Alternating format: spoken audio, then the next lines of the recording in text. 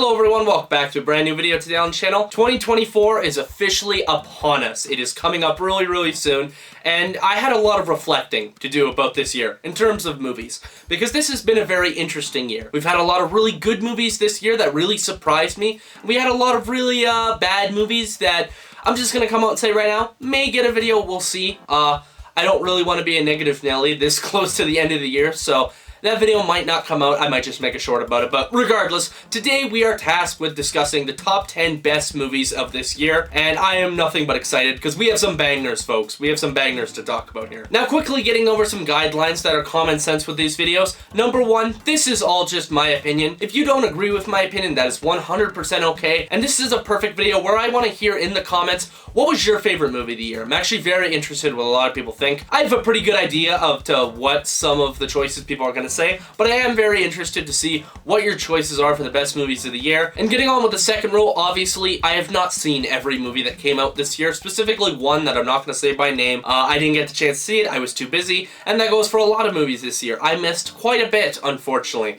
So if it's not showing up on this list, it's probably why. I probably just didn't see it. And another thing I really want to address before we really get into this video, I just wanted to discuss some honorable mentions. Movies that didn't quite make the cut, but don't get me wrong, were still fantastic in every way. Some of these films include Talk to Me, John Wick Chapter 4, Evil Dead Rise, and Asteroid City. These movies were great, don't get me wrong, but they didn't quite make the list. But with all that out of the way, we're gonna get straight into this with number 10.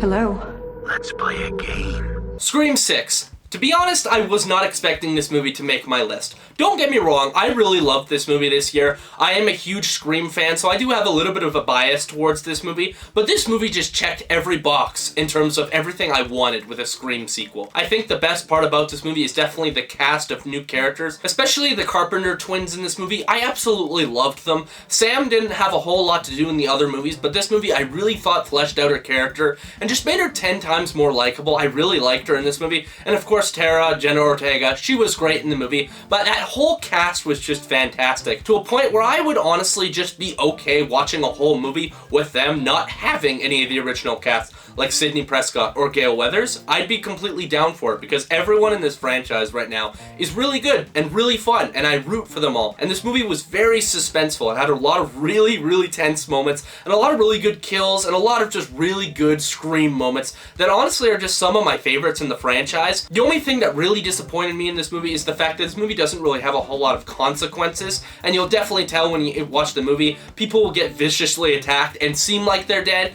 and then they'll just come back at the end, and it's kind of like, well, I would have liked to be a little bit more scared for my characters, but whatever. Regardless, Scream 6 was a fantastic time that I plan on rewatching many times over. The greatest family in the history of wrestling.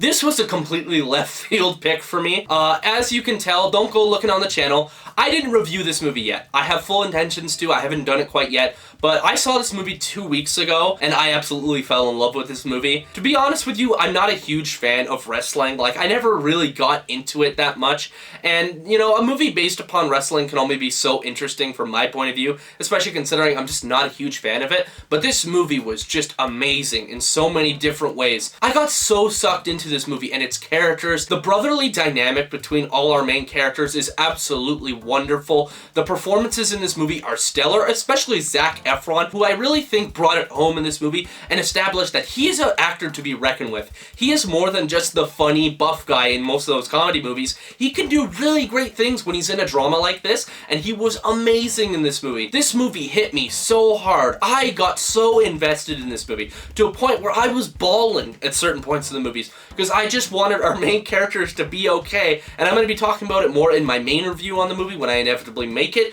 but my god, this movie was absolutely wonderful and amazing, and I can't wait to watch it again, and I highly recommend everyone who's watching this video to give this movie a shot. It was absolutely amazing.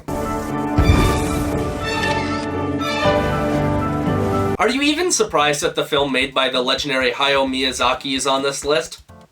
I'm not really, because Boy and the Heron gave me everything I wanted. This movie is just pure Hayao Miyazaki magic. I adored this movie when I reviewed it. I didn't give it nearly enough credit, I feel, in my review, because I absolutely just had such a great time with it, because this movie is just such a feel-good movie. It is such a charming and magical journey of this young boy trying to rescue his stepmom and his mom from this magical world. It had so much of that Ghibli charm, which I just miss because I don't feel like they get enough credit or make enough movies, unfortunately. It's a big event usually when they make a movie, but I just love the way they make movies so goddamn much. The animation in this movie is absolutely breathtaking, so many great moments of animation, and the voice acting from its main cast was absolutely awesome. To this day, I still have no idea how Robert Pattinson sounded like this during the movie, but my god, he did such a fantastic job.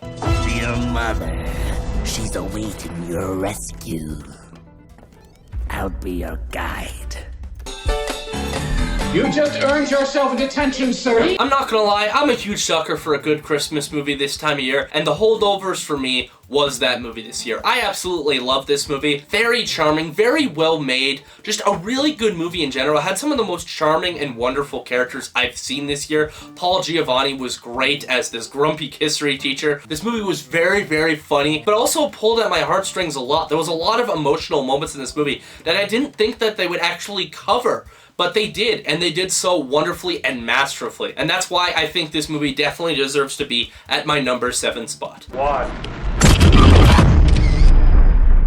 I can't wait to see the comment section on this one, because at number 6 we have Oppenheimer. Listen, I understand there are a lot of people that are gonna have this at their number 1. And honestly, I can get it. This movie is masterfully made. This is probably one of the best made movies on this list in terms of a pure film point of view. Many actors in this movie probably should get Oscars. Cillian Murphy was absolutely amazing in this movie, and Robert Downey Jr. was absolutely amazing as well. And all the shots and all the cinematography was just on point. It was amazing. But the fact of the matter is, as much as I loved this movie and thought it was absolutely stunning, there are movies on this list that kind of just hit me more. There are some movies that I just resonated with more and appreciated more. But don't get my words twisted, this is an absolutely amazing movie made by a seasoned film director who just continues to nail it every single time.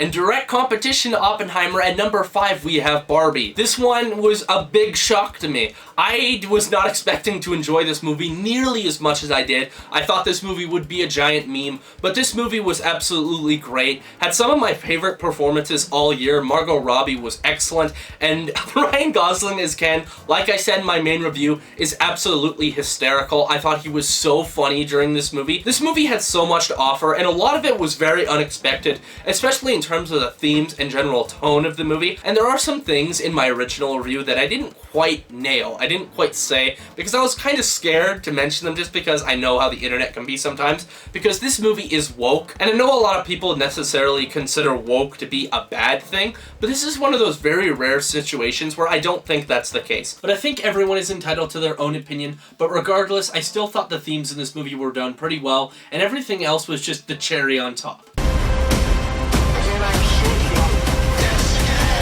And at number 4, we have Teenage Mutant Ninja Turtles Mutant Mayhem. Call me an animation nut, call me an animation fanatic, I absolutely loved this movie. It probably had something to do with the fact of my nostalgia for this franchise, because I do really like this franchise. I love the characters, I love the style that they went for with the animation. I thought it was fantastic. The chemistry and camaraderie around all of the turtles was absolutely amazing. It came off very authentic, like I said in my main review, and this movie had a lot of other really charming characters. I love Jackie Chan in this movie. I thought Ice Cube was hilarious as Superfly. I thought he was a great villain, and I don't really get what people say about this movie when they say it's just nothing but cringy humor.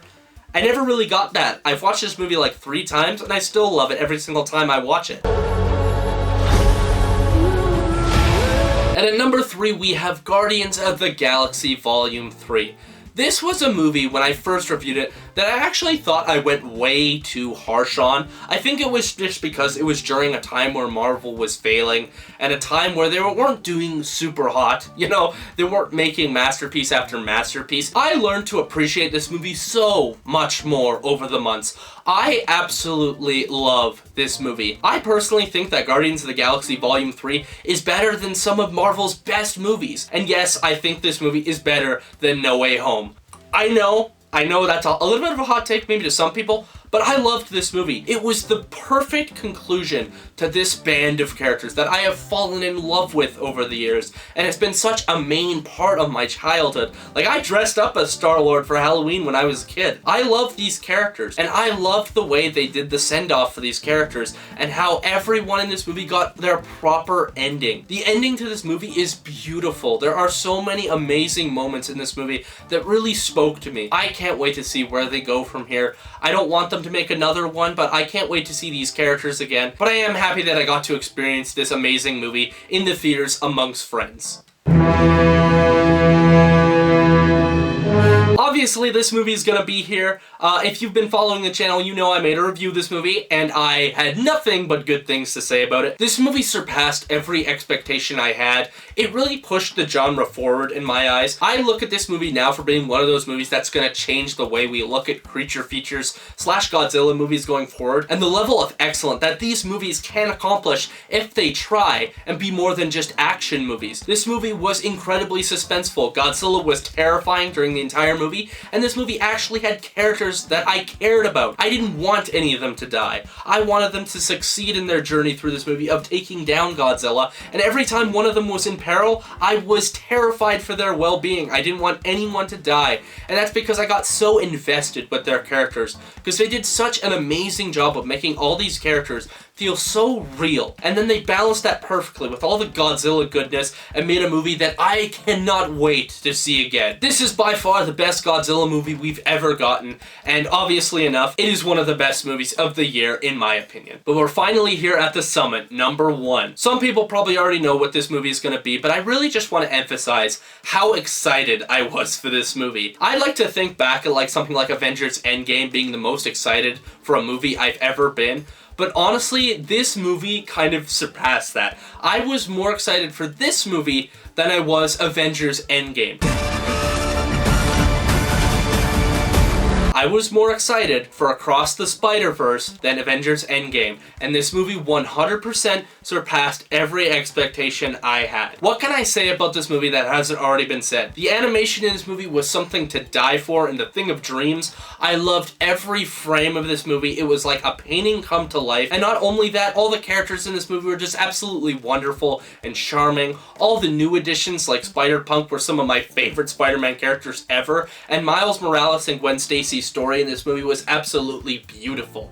I loved their relationship throughout the movie, and the plot was just such a cool and refreshing take for Spider-Man fans. This movie is 100% the best comic book movie of the year, and maybe one of the best comic book movies ever made. I thought this movie was extraordinary in every shape, way, and form, and that is why this movie is at the #1 spot for me. It couldn't go any other way. This movie was just everything I wanted and more. But that's where my list comes to an end. Before I let you go, I really wanted to say something really quick for my subscribers and people watching, and I just wanted to say thank you. The amount of growth and people I've been seeing watching my videos really brings a smile to my face. I love seeing all the comments from you guys, really nice comments, and just saying like, oh, you're doing great, like, I really love your channel, your content's awesome. That gives me such a morale boost, you have no idea, especially considering that a lot of videos do take me a while to make, and I am a very busy guy, and I'm not gonna get any less busy. I have a lot of stuff going on in the new year, which I have to deal with, so videos are going to be coming out probably at the same pace of this year. I'm sorry. I'm going to try my best because I truly do love the community that I've made here. As small as it is, I do love it, but I really just wanted to say here to all my fans out there and people who tune in to watch my videos, and I can't wait to see y'all in the new year and explore certain movies that I still really want to talk about and new movies to come, because I love doing this, I really do. But anyways, if you like this video, please like and subscribe down below for more content on the channel coming pretty damn soon, and I'm going to see y'all in the new year. See ya.